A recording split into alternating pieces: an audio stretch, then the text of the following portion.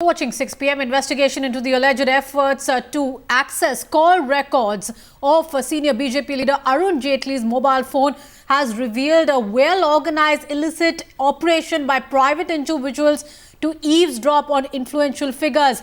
Delhi police suspects this could be a much bigger conspiracy in the capital to snoop on top political leaders, what is now being known as the Snoop scandal.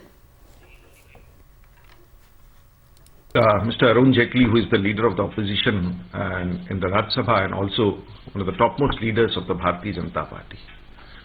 There is evidence that his phone call records were being sought for.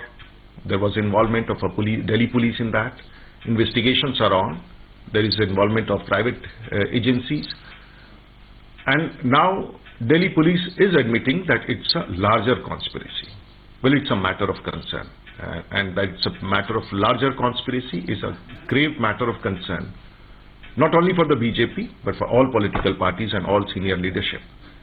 And I think it's high time that the Home Ministry should get into it and should take special interest to unravel the facts, because we are very keen to know what is this larger conspiracy against Mr. Arun Jaitley and in particular, and the political class in general. Bhavtosh, we do believe the police has submitted the court a list of 15 influential people who could have been tapped, whose phones could have been tapped into, or their emails account hacked as well.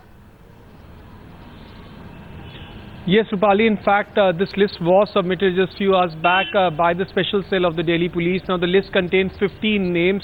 Apart from Arun Jaitley, the names include some of the most prominent senior bureaucrats in the government of India, some senior, and the word used by the Delhi police is famous politicians, and also some top Delhi-based industrialists. Now, what the police has said is that this racket was running for nearly 9 to 12 months.